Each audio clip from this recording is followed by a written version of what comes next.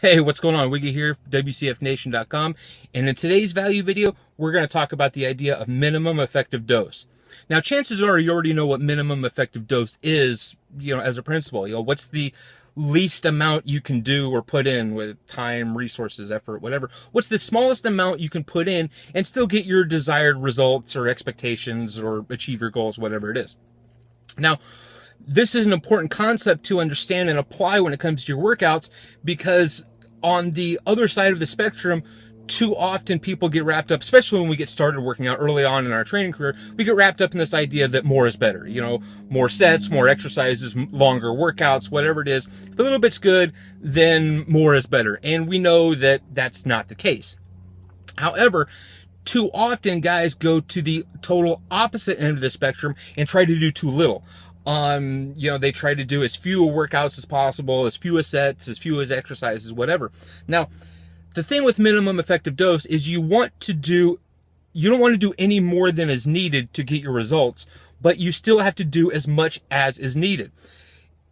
Minimum effective dose isn't about doing as little as possible, period. It's about doing as little as possible and still achieving your goals and getting the results you want. So it's not about, hey, how can I get strong with just one exercise? It's about, hey, how can I get strong with only 2 exercises instead of 5?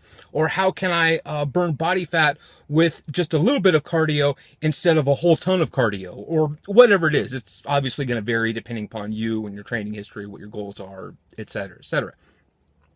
The thing you don't want to do is you don't want to go too little with it, with this idea of trying to do as little as possible because of this, supposed idea of minimum effective dose.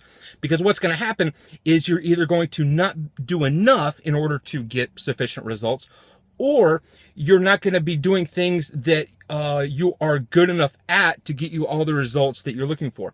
For instance, something I see quite often is, guys will say, if you were only ever going to do one squat variation, the overhead squat would be the best one for you to do, because, not only are you developing leg strength and lower body strength, but, you're getting hip flexibility and shoulder stability and all these other things, right?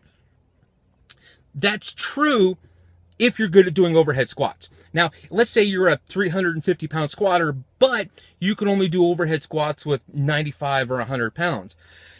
You're never going to develop sufficient leg strength. You're never going to actually work the legs hard enough, or the lower body hard enough, because you can literally squat 3.5 times what you can overhead squat.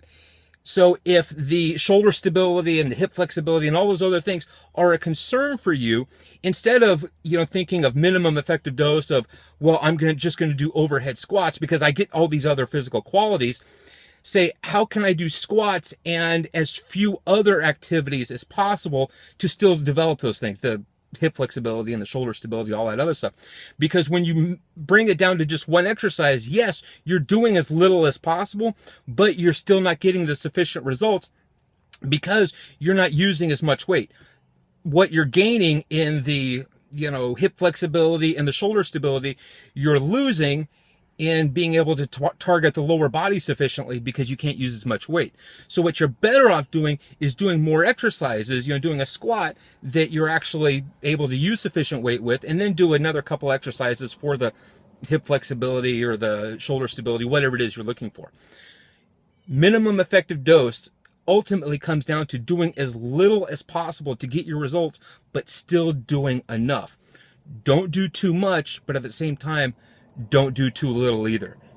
Kind of like the old 3 bears thing, make it just right. So anyway, if you got any questions, let me know. Minimum effective dose can really make your training efficient and get your results a whole lot faster. So I'll see you in the next video, and train hard, rest hard, play hard.